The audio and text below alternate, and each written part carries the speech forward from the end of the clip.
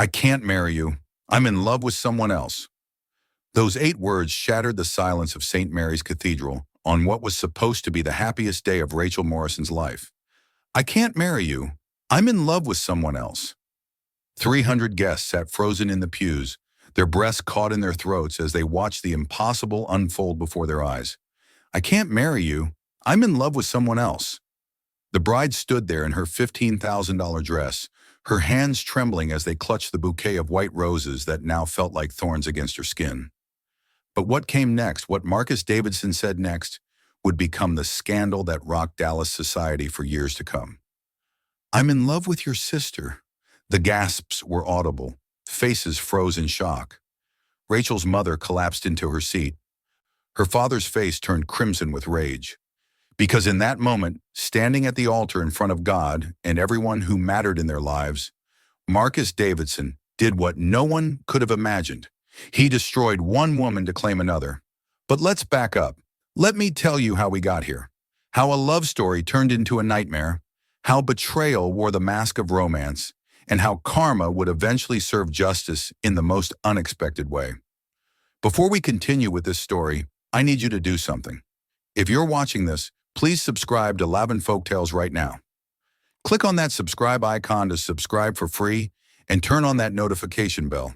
Hit the like button to like this video and comment below with your country so I know where you're watching from. Trust me, you won't want to miss a single moment of what I'm about to tell you. Now let me take you back to where it all began. Her name was Rachel Morrison, and if you had told her 6 months before her wedding day that her groom would abandon her at the altar for her own sister, she would have laughed in your face and called you crazy. Her life was everything she'd dreamed of, or at least that's what she thought. Rachel was 28 years old, a pediatric nurse at Dallas Children's Hospital, with smooth brown skin that glowed under the Texas sun and eyes that saw the good in everyone. She'd met Marcus Davidson 3 years earlier at a charity fundraiser, and from their first conversation, she knew he was different.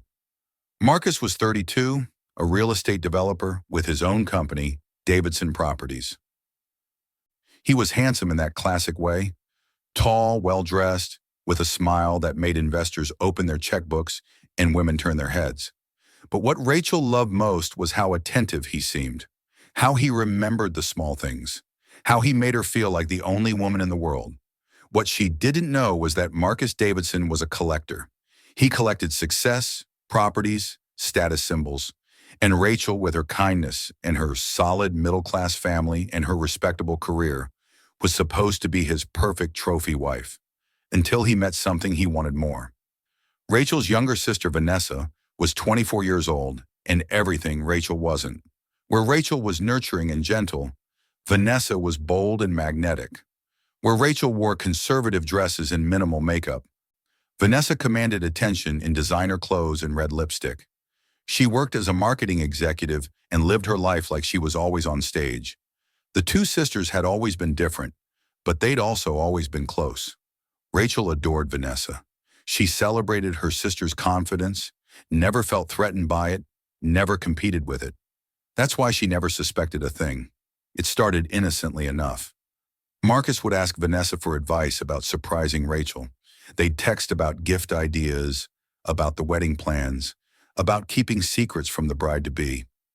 Rachel thought it was sweet that her fiancé and her sister were bonding. She didn't know that their texts had evolved from friendly to flirtatious. She didn't know that Marcus would show up at Vanessa's apartment after telling Rachel he was working late.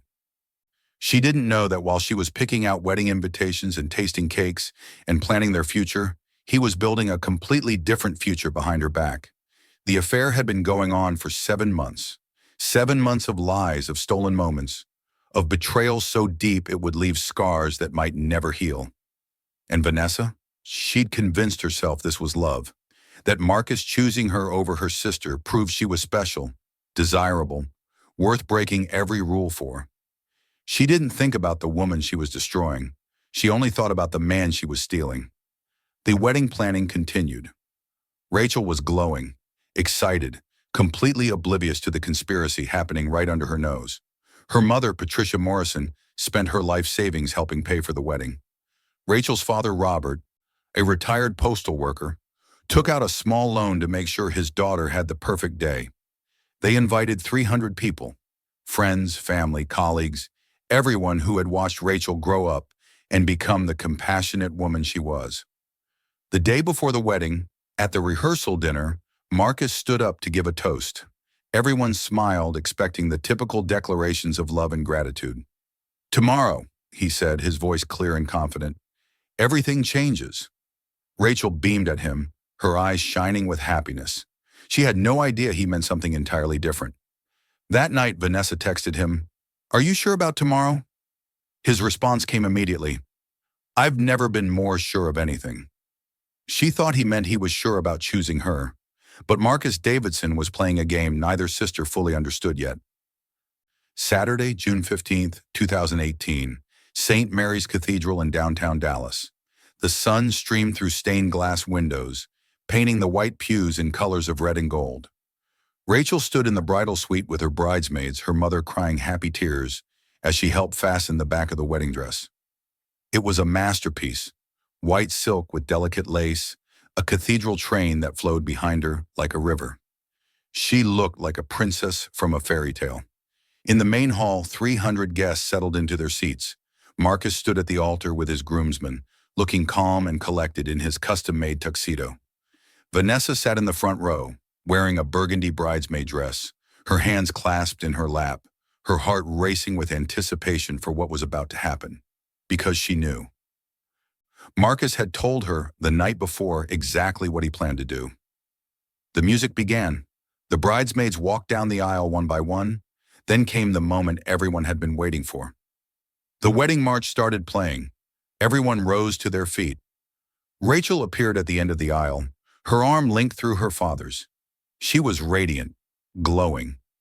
Every person in that cathedral could see the pure joy on her face as she looked toward the altar, toward the man she believed would be her husband. She walked slowly, savoring every moment, her eyes locked on Marcus. He looked back at her, his expression unreadable. Step by step, she moved closer. Her father's hand trembled slightly on her arm. He'd later say that some part of him sensed something was wrong, but he couldn't have imagined what was coming. They reached the altar. Robert kissed his daughter's cheek and placed her hand in Marcus's. Then he stepped back to sit beside his wife. The priest opened his Bible, ready to begin the ceremony. The cathedral was silent except for the rustle of programs and the occasional sniffle of happy tears. "Dearly beloved," the priest began, "we are gathered here today." Wait, that single word from Marcus cut through the air like a knife. The priest stopped mid-sentence. Rachel's smile faltered. A confused murmur rippled through the guests. "I'm sorry," Marcus said, his voice carrying to every corner of the cathedral. "I can't do this." Rachel's face went pale. "What?" Her voice was barely a whisper. "I can't marry you." He said it louder now, making sure everyone could hear. "I'm in love with someone else." Time seemed to stop. Rachel stood there, unable to process what she was hearing. This had to be a joke, a terrible, cruel joke that would end any second. But Marcus wasn't laughing. "I'm in love with your sister." The reaction was instantaneous. Patricia Morrison screamed. Robert jumped to his feet, his face contorted with rage. Guests began talking all at once, their voices rising in shock and disbelief. Rachel turned slowly, her wedding dress swishing around her, to look at Vanessa. And she saw it, saw the truth written all over her sister's face. Not surprise, not horror, guilt, and something worse, anticipation. "Vanessa!" Rachel's voice broke on her sister's name. Vanessa stood up from her seat in the front row. She was shaking, but she was also smiling. Actually smiling. "I'm sorry, Rachel," Vanessa said, but there was no real remorse in her voice. "We didn't mean for this to happen, but we're in love." Marcus took Vanessa's hand right there at the altar, in front of 300 witnesses, in front of Rachel's parents who had paid for this wedding, in front of the woman whose heart he was shredding into pieces. "You can't be serious," Rachel finally said, her voice growing stronger even as tears began streaming down her face. "You can't be serious." "I am," Marcus replied. "I'm sorry for the timing, but I couldn't go through with a marriage when my heart belongs to someone else." Rachel's father lunged forward, but 3 groomsmen held him back. "You son of a—" The words devolved into incoherent rage. Rachel stood there in her expensive dress, in front of everyone she knew, and felt her entire world collapse. The humiliation was crushing, the betrayal was suffocating. The pain was unbearable. But what hurt most, what would haunt her for years, was watching her baby sister, the girl she protected and loved and cheered for their entire lives, walk out of that cathedral hand in hand with the man who'd just destroyed her. That day became known as the Dallas Cathedral Scandal. It made local news. It spread on social media. 300 people had witnessed it, and 300 people told the story to everyone they knew. For weeks, Rachel couldn't leave her apartment. The humiliation was too much. She took a leave of absence from work. She couldn't eat. She couldn't sleep. She spent days in bed crying until she had no tears left. Her parents were devastated, financially and emotionally. They'd lost their savings on a wedding that never happened. And they lost one daughter to betrayal while watching their other daughter drown in grief. Meanwhile, Marcus and Vanessa moved forward as if they'd done nothing wrong. They posted photos together on social media. They attended events as a couple. Vanessa wore the engagement ring Marcus had originally bought for Rachel. He didn't even bother getting a new one. 3 months after the cathedral scandal, Marcus and Vanessa got married in a small private ceremony in Las Vegas. Only a handful of people attended. Vanessa's parents refused to come. Most of her friends had abandoned her, horrified by what she'd done. But Vanessa convinced herself she didn't care. She had Marcus. She'd won. Or so she thought. Rachel, meanwhile, was slowly rebuilding. It wasn't easy. Some days she could barely function. But her closest friend, Keisha Williams, a fellow nurse, refused to let her give up. "You're going to survive this," Keisha told her one night, sitting on Rachel's couch, holding her hand. "And one day you're going to thrive. I promise you." Rachel didn't believe her, but she got up the next morning anyway. She went back to work. She focused on her patients, the sick children who needed her care and her compassion. She threw herself into helping others because she couldn't yet help herself. Months turned into a year, then 2 years. Rachel slowly transformed. The softness that Marcus had exploited became strength. The trust that Vanessa had betrayed became wisdom. She learned to love herself in a way she never had before. She also met someone new. His name was David Chen, a pediatric surgeon at the same hospital. He was kind, patient, genuine. He knew about her past. Everyone in Dallas knew about the cathedral scandal. But he didn't treat her like damaged goods. He treated her like the remarkable woman she was. They started as friends, then colleagues who grabbed coffee together, then people who looked forward to seeing each other every day. Their relationship grew slowly, naturally, built on mutual respect and genuine connection. Meanwhile, across town, Marcus and Vanessa's marriage was crumbling. It turned out that a relationship built on betrayal and stolen moments doesn't translate well to everyday life. The excitement faded, the passion cooled, and what was left was two selfish people who'd hurt everyone around them for something that wasn't even real. Marcus's business started failing. Turns out investors don't trust men who publicly humiliate their fiancés at the altar. His reputation was ruined. Deals fell through. Partners backed out. Davidson Properties went bankrupt within 3 years. Vanessa lost her marketing job after someone sent her boss screenshots of the social media posts she'd made bragging about stealing Marcus. No company wanted to employ someone known for betrayal. They moved from their luxury apartment to a small 2-bedroom. They fought constantly. Marcus blamed Vanessa for ruining his reputation. Vanessa blamed Marcus for not being the fantasy she'd imagined. 5 years after the cathedral scandal, their marriage was over in everything but paperwork.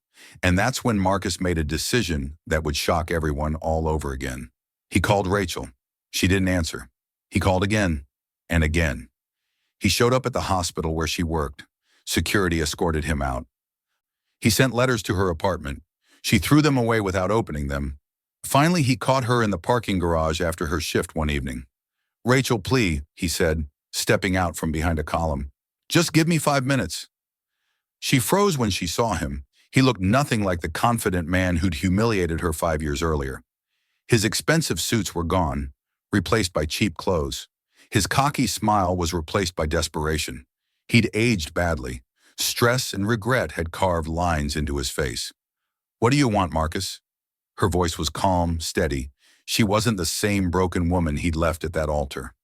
"I made a mistake," he said, his voice cracking. "The biggest mistake of my life. I threw away something real for something that was never meant to last." Rachel stared at him, saying nothing. "Vanessa and I, we're done. It's been over for a long time. We never should have happened." He took a step closer. "But you and me, Rachel, that was real. What we had was real." "No," Rachel said quietly. "What I felt was real. What you did was calculated." "I know." Tears were forming in his eyes now. "I know I don't deserve forgiveness.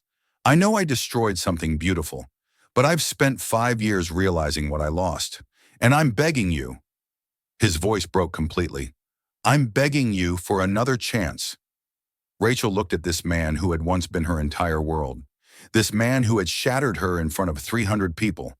This man who had chosen her sister and then discarded her just as easily. And she felt nothing. No anger, no pain, nothing. "I'm engaged," she said simply. Marcus's face went white. "What?" "His name is David. He's a surgeon. He's kind and honest, and he treats me with the respect you never did." She held up her left hand, showing him the ring. "We're getting married in 3 months." "Rachel, please!" "I'm not the same woman you left at that altar, Marcus." That woman was naive. She believed in fairy tales. She trusted too easily. Rachel's voice was gentle but firm. "The woman standing in front of you now knows her worth, and she would never settle for someone who proved he didn't deserve her." "I've changed." "I don't care," she interrupted. "I genuinely hope you find happiness. I hope you learn from your mistakes. But you won't find redemption through me. I'm not your second chance. I'm not your consolation prize. I'm not available to heal your guilt." She started walking toward her car. Marcus called after her. "I love you." She turned back one final time. "No, Marcus. You loved the idea of me. You always did. You loved having someone who adored you unconditionally, but you never loved me enough to be faithful, honest, or kind. That's not love. That's convenience." And with that, Rachel Morrison got in her car and drove away, leaving Marcus Davidson standing alone in that parking garage, finally understanding what he'd lost. 3 months later, Rachel married David Chen in an intimate ceremony at a small chapel outside Dallas. 50 people attended, family, close friends, people who had supported her through the darkest time of her life. Keisha was her maid of honor. Rachel's parents walked her down the aisle together, their eyes shining with joy to see their daughter truly happy again. When David said, "I do," when he placed the ring on her finger, when he kissed her as husband and wife, Rachel felt something she hadn't felt in years. Complete peace. No drama, no scandal, no betrayal. Just love. Real, honest, patient love. Vanessa sent a card. Rachel never opened it. Marcus showed up outside the venue. David's groomsmen made sure he never got close. And Rachel? She barely noticed. She was too busy building the life she deserved with a man who deserved her. This story teaches us powerful lessons about betrayal, redemption, and the strength it takes to rebuild after devastation. If Rachel's journey can help even one person walk away from someone who doesn't value them, or give someone the courage to believe they can survive public humiliation and find happiness again, then her suffering will have meant something beyond her own transformation. Let's look at the key lessons from this remarkable story. First lesson, trust your instincts even when you don't want to. Rachel's father said later that something felt wrong when he walked his daughter down that aisle, but he dismissed it because he wanted to believe in Marcus. Trust is beautiful, but intuition is protection. If something feels off, it probably is. Don't ignore red flags because you've already invested time, money, or emotion. Your instincts are trying to protect you. Second lesson, how someone treats others reveals how they'll eventually treat you. Marcus's willingness to publicly humiliate Rachel should have told Vanessa everything she needed to know about his character. If someone will betray their partner for you, they'll eventually betray you for someone else. Character isn't situational, it's consistent. Someone who lacks integrity in one relationship will lack it in all relationships. Third lesson, public humiliation doesn't define your worth. Rachel experienced one of the most painful public betrayals imaginable. 300 people watched her world fall apart. It made the news. It became gossip. But she didn't let that moment define the rest of her life. She rebuilt, healed, and eventually thrived. What people say about you doesn't determine who you are. Your response to hardship reveals your true character. Fourth lesson, real love doesn't require betrayal to exist. Vanessa convinced herself that her relationship with Marcus was special because it was forbidden, stolen, dramatic. But real love doesn't need those things. Rachel's relationship with David proved that genuine love is built on respect, honesty, patience, and friendship, not secrecy and betrayal. If your relationship requires hurting other people, it's not love, it's selfishness. Fifth lesson, healing is not linear, but it is possible. Rachel didn't bounce back immediately. She took time off work. She cried for weeks. She struggled, and that's okay. Healing from betrayal takes time. Some days are better than others. But with support, self-care, and determination, you can rebuild your life. You can find joy again. You can trust again. The pain doesn't disappear completely, but it does become manageable. Sixth lesson, your worth is not determined by who chooses you. Marcus chose Vanessa over Rachel, and for a while Vanessa thought that made her special, superior, more desirable. But being chosen by someone with poor character isn't a prize. It's a warning. Your worth isn't validated by who wants you. It's inherent. Rachel learned this lesson the hard way, but once she understood it, she became unstoppable. Today, 7 years after that awful day in St. Mary's Cathedral, Rachel and David are thriving. They have 2 beautiful daughters, ages 3 and 5. Rachel still works as a pediatric nurse, now as the head of her department. David is one of the most respected surgeons at Dallas Children's Hospital. They live in a modest home filled with laughter, family dinners, and genuine happiness. No drama, no scandal, just the quiet, beautiful life Rachel always deserved. Her relationship with her parents is stronger than ever.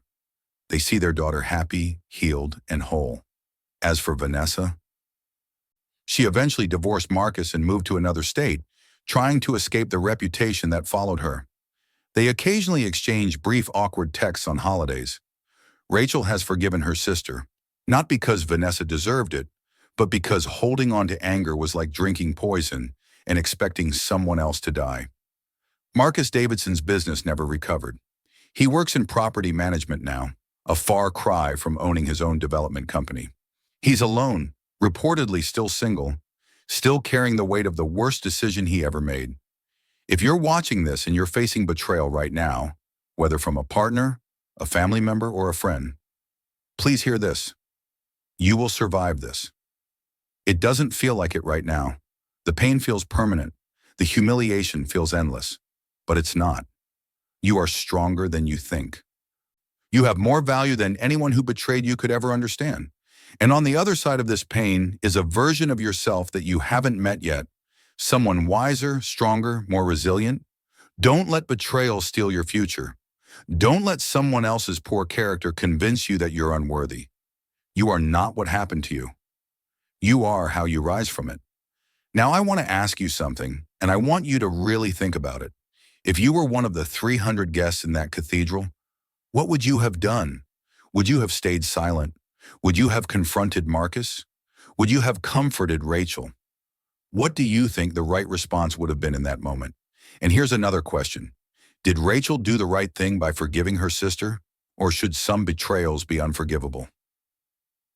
Where's the line between self-preservation and family loyalty? Drop your answers in the comments below. I read every single comment, and I love hearing your perspectives. If this story moved you, if it made you think, if it taught you something valuable, please do these things. First, subscribe to Laven Folktales if you haven't already. Hit that subscribe button and turn on notifications so you won't miss our next story. We share powerful stories of betrayal, justice, redemption, and transformation every week. Second, hit that like button. It helps more people find these stories, and the more people who watch, the more lives we might be able to touch and change. Third, share this video with someone who needs to hear it. Maybe you know someone recovering from betrayal. Maybe you know someone who needs to understand that public humiliation doesn't define them. Maybe you know someone who needs hope that happiness is possible after heartbreak. Share this story with them. It might change their life. And finally, stick around and watch some of our other videos. We have stories about karma catching up with cruel people, stories about justice being served, stories about redemption and transformation, family secrets exposed, workplace drama, relationship betrayals, and so much more. There's something for everyone, and I promise you'll find stories that speak to your heart. Thank you for watching this story. Thank you for witnessing Rachel's journey, for experiencing her pain and celebrating her triumph. Remember these lessons.